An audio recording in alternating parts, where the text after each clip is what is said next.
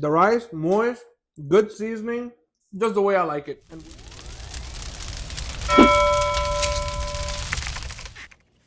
So the Mexican style rice doesn't require much prep at all. I'm just using about 1/4 of an onion, if not just a little bit less. Just finely chop it, dice it, and that's pretty much all your prep right there, besides washing the rice if you want to or not. I have 1 cup of jasmine rice. Some people don't rinse it, but I just rinsed it 3 times in cold water until the water was running out pretty clear. I have some olive oil here. You guys can use whatever oil you have on hand. Pot is starting to heat up here. We're just gonna go ahead and put a little bit of olive oil, maybe about a tablespoon. You don't really need too much. Let's go ahead and toast this rice. We're gonna start to move it around. You always want to keep the rice moving. It's very easy to burn it. Out of 9, I'm at number 6 right now for the flame. I just moved it to about almost 8.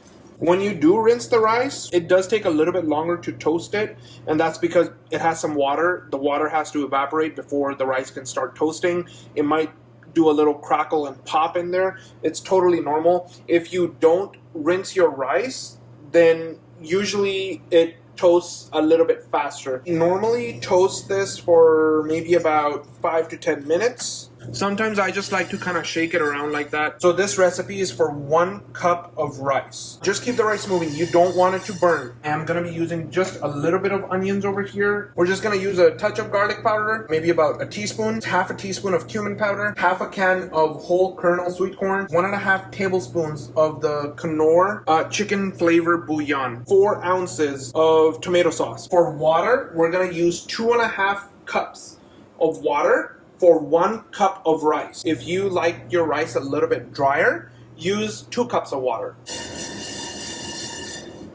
At this point, the rice is becoming quite fragrant. When you can kind of smell that rice, that means it's pretty much ready. We're gonna go ahead and start adding all of our ingredients. Here we go. This is the tomato sauce, it's about 4 ounces or so. To clean this out, I'm gonna just add a little bit of water to this. I'm gonna shake this thing up. We're just gonna dump that in here. You don't want to waste any of that. Now we have to work a little fast. You want to mix that tomato sauce in there really quick, so all the pieces of rice, they get coated in tomato sauce. And you might get a few pieces of rice jumping around. That's totally normal. So it's gonna kind of look like that. We're gonna turn our heat to high. We're gonna add the rest of the water in here. 1.5 tablespoons of chicken bouillon powder. That's 1.5. Dash of ground cumin. About a teaspoon of garlic powder. And then we're gonna add about half a can of corn. We're gonna add the onions that we chopped earlier. If you don't want to add onion, the other thing you can add as well, 2 teaspoons of onion powder, depending how much onion flavor you guys like. I'm just gonna give everything a quick mix. At this point, I'm gonna cover it. This would be your last chance to add any further vegetables or spices that you want to, but that's it. Okay, we have the heat on high. I just want to get it up to a simmer as quickly as possible. As soon as you see that the water starts to bubble, you want to cut down the heat to low. You want to put it down to 1 or 2.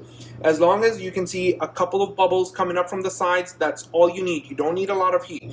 And then you set a timer for 20 minutes. At about 10 minutes, you're welcome to come back and take a peek at it. Do not uncover it. Starting to bubble right there. I'm gonna put it down to 2, and then if it keeps bubbling, I'm gonna put it down to low. As you can see there, I can see some bubbles right there. That's all you want, okay? You just want it on low heat. See you back in 20 minutes.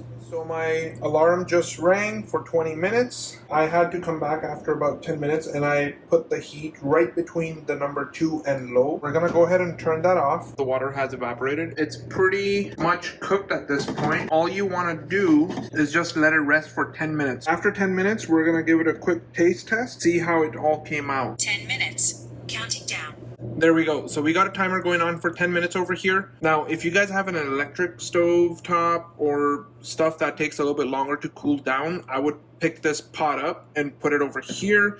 If you have something like I do, then you don't really need to do that. Usually left it right here. It's been perfectly fine. So we'll see you guys here in 10 minutes. Welcome back. So here's the rice, and that's exactly how it looks. It's been way more than 10 minutes. I had to run a couple of errands. But that's how it's supposed to look right there. There's no water coming out, no extra water or moisture. It's perfectly cooked. I'm gonna take a little bite over here. That's wonderful.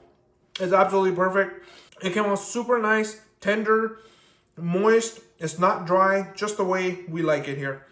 I'm actually making this rice for some Mexican style chuletas, but the only thing I was able to find here was Korean style ribs. And we're gonna go ahead and take out the Weber kettle and we're gonna fire it up and go from there.